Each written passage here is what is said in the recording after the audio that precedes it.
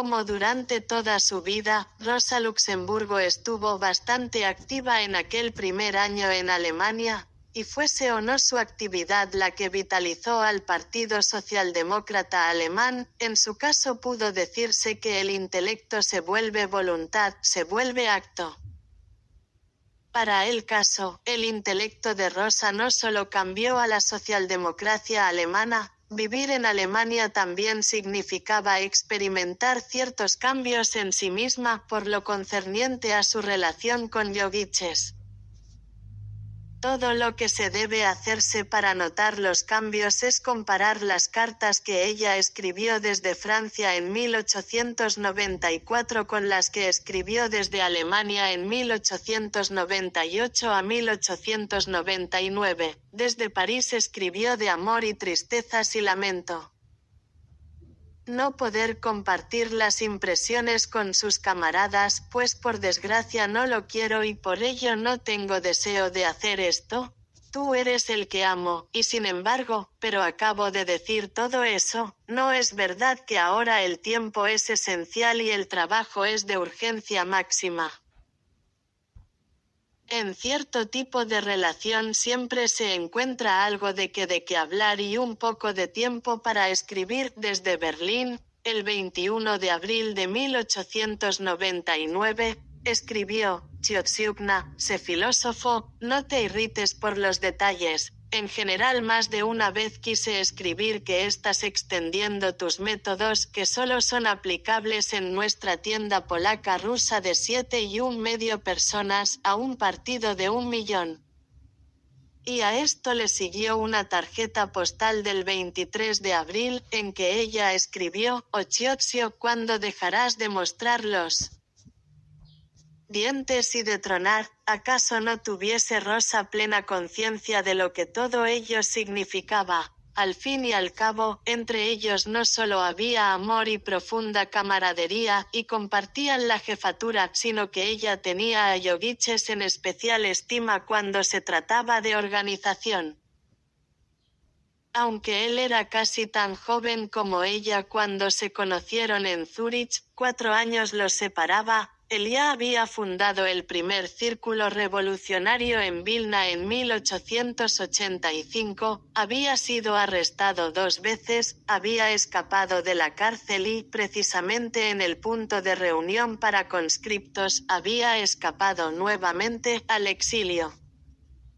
Al mismo tiempo como después lo expresaría Clara Zetkin, que conocía íntimamente a los dos, Llogiches era una de esas personalidades muy masculinas, fenómeno extremadamente raro en estos días, que pueden tolerar una gran personalidad femenina. 3. No obstante era un hecho que Rosa Luxemburgo empezaba a enfrentarse a él precisamente en su dominio específico, la organización, donde no solo había ella reconocido antes la superioridad de Llogiches, sino en la cuestión que para ella había sido totalmente indiferente. Tal como ocurrió, y no por accidente, ella tuvo que lanzarse, al momento, en el quemante debate de Alemania y de toda la internacional, al enfrentarse al primer desafío al marxismo lanzado desde dentro del marxismo por el revisionista original, Eduard Bernstein, ella se estableció como quien asestaba los golpes más demoledores por ser los más totales. Rosa combatió a Bernstein en todos los frentes, desde el análisis de las leyes económicas del capitalismo, que lo llevaban al desplome, establecidas por Marx, pasando por la cuestión política de la conquista del poder, hasta la necesidad proletaria de la dialéctica. Contra las pesadillas de Bernstein acerca del efecto fatal que resultaría de que el proletariado tratase de conquistar el poder político prematuramente, Rosa sostuvo, en Reforma Social o Revolución, como el proletariado no estaba en posición de adueñarse del poder político más que prematuramente, como el proletariado se ve absolutamente obligado a adueñarse del poder una o varias veces demasiado. Do pronto antes de mantenerse para siempre en el poder, la objeción, esa toma prematura del poder, no es en el fondo más que una oposición general a la aspiración del proletariado de adueñarse del poder estatal. 4, y contra la demanda de Bernstein de que se suprimiera la estructura dialéctica de las teorías de Marx, escribió Rosa, cuando él dirige sus flechas más certeras contra nuestro sistema dialéctico, realmente está atacando el modo específico de pensamiento empleado por el proletariado consciente en su lucha por la liberación. Es un intento por sacudir el brazo intelectual con ayuda del que el proletariado, aunque materialmente bajo el yugo de la burguesía, sin embargo se ve capacitado a triunfar sobre la burguesía, pues es nuestro sistema dialéctico el que ya está realizando una revolución en el dominio del pensamiento.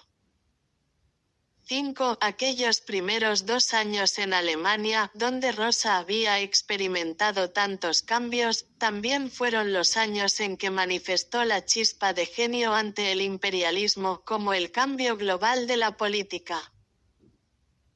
Desde antes de que la palabra imperialismo fuese acuñado por Hobson, a quien todos los marxistas posteriores, desde Hilferding hasta Lenin, reconocieron su deuda, Rosa Luxemburgo mostró el significado universal del ataque de Japón a China en 1895 que condujo a la intrusión de las potencias Europe. En Asia y África, en realidad había empezado una época enteramente nueva del desarrollo capitalista, el surgimiento del imperialismo. Como Rosa escribió a Yogiches el 9 de enero de 1899, había pensado incluir este análisis en el escrito Reforma Social y Revolución. El 13 de marzo de 1899 escribió sobre este giro global de la política para el Leipziger Volkszeitung. Volvería a llamar la atención hacia él en el Congreso de 1900. Se volvió más concreto aún, es decir, directamente relacionado con el silencio del Partido Socialdemócrata ante el incidente de Marruecos y, desde luego, sería causa subyacente de su ruptura con Kautsky en 1910. Y, subrayémoslo nuevamente, todo esto ocurrió mucho antes de que nadie, ni aun Lenin, hubiese advertido algún reformismo en el indisputado dirigente mundial del marxismo. También llegó a ser la base de la gran obra teórica de Rosa Luxemburgo, La acumulación de capital. 6. Un chispazo de genio ante el surgimiento del imperialismo y la revolución rusa. Resulta emocionante presenciar este toque de genio en su nacimiento mismo. En la carta a Yogiches del 9 de enero de 1899, en torno de 1895 ocurrió un cambio básico. La guerra japonesa abrió las puertas a China, y la política europea, movida por intereses capitalistas y de Estado, se introdujo en Asia. Constantinopla pasó a segundo término, aquí el conflicto entre estados, y con él, el desarrollo de la política, tuvo un campo extenso ante sus ojos. La conquista y la partición de toda Asia se volvió la meta perseguida por la política europea. A ello surgió un rapidísimo desmembramiento de China. En la actualidad también Persia y Afganistán han sido atacados por Rusia e Inglaterra. Desde ahí, los antagonismos europeos en África han recibido nuevos impulsos. También allí está estallando la lucha con nueva fuerza fachoda de Legoa, Madagascar.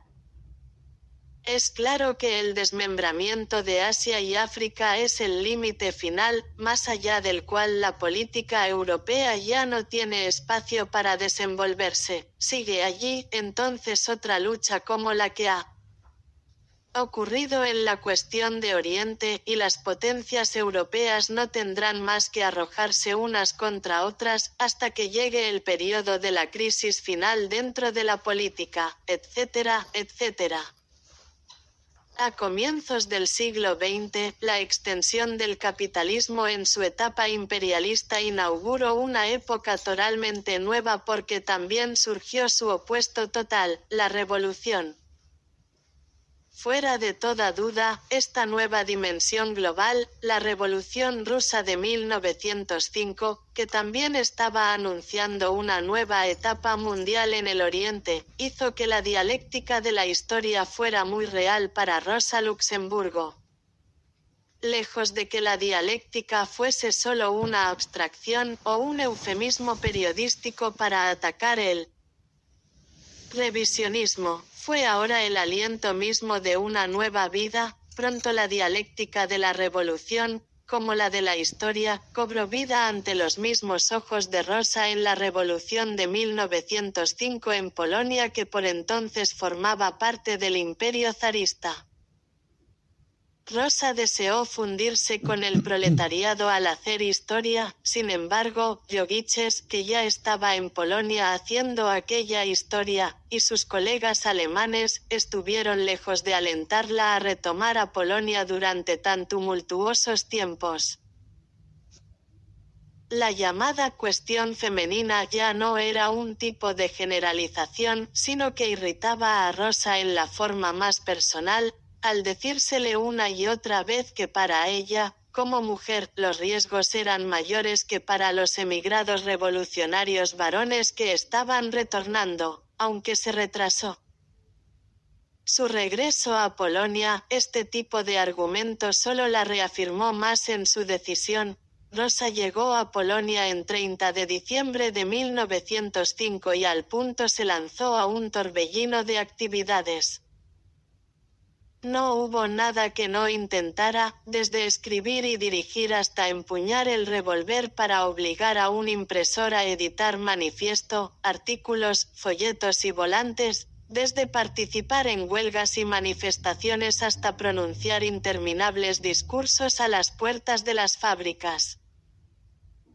Al cabo de 3 días, el 2 de enero de 1906 escribió a Kautsky: la simple huelga general por sí misma ha dejado de desempeñar el papel que antes desempeñó. Ahora, solo un levantamiento general en las calles podrá imponer una decisión. Causaba admiración ver que las familiares huelgas de avanzados obreros alemanes de convertían en una huelga política general de atrasados polacos. No es de sorprender que todo el concepto de atrasados y avanzado sufriera una transformación total en la revolución en marcha. Rosa Luxemburgo vio que ahora la clase obrera rusa, supuestamente atrasada, era una vanguardia, no solo de su propia revolución, sino del movimiento obrero mundial. Los escritos y manifiestos ponían en claro no solo el contenido de clase de la revolución, sino la totalidad del cambio que la revolución estaba iniciando, de la huelga política general como nuevo método de lucha de clases al soviet como nueva forma política de organización, y del llamado y la verdadera práctica de la jornada de 8 horas a la demanda de completa emancipación de la mujer. Rosa Luxemburgo haría una categoría de la huelga política general, tanto como vía para la revolución, cuanto como teoría de la revolución, además de relación de partido con la espontaneidad de las masas.